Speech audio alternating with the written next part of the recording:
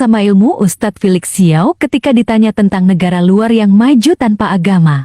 Ustadz Felix bisa komentar. Sekarang negara-negara yang menggenggam kemajuan dunia ya dalam teknologi dan sebagainya kan didominasi oleh negara-negara yang agnostik ya. Betul. Yang tidak percaya dengan agama. Betul. Kita lihat Jepang, Korea, sebagian Amerika. negara Eropa, Amerika.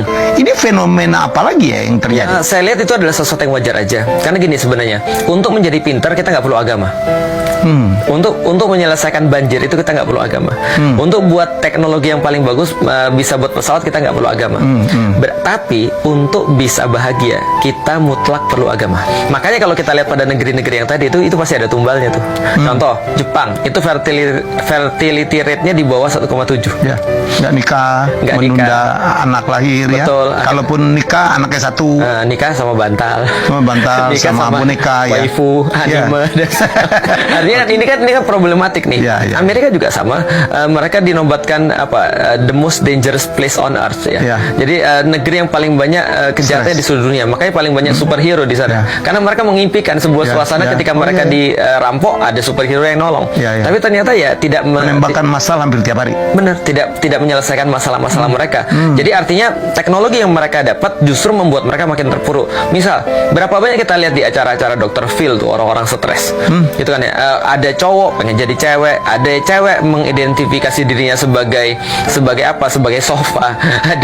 Ada manusia mengidentifikasi dirinya itu sebagai hewan, jadi anjing. Ada manusia yang motong tangannya sendiri, kakinya sendiri, lututnya bahkan motong kemudian kakinya karena dia merasa bahwa dia tidak sempurna. Jadi ada apa tuh kelainan? Ada orang merasa dia terlahir tidak sempurna.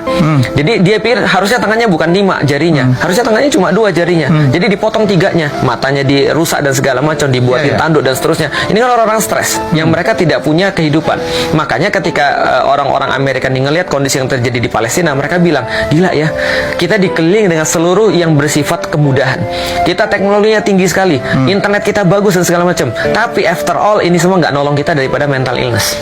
Sementara orang-orang di Gaza punya segala sesuatu yang bisa digolongkan untuk mereka jadi orang gila.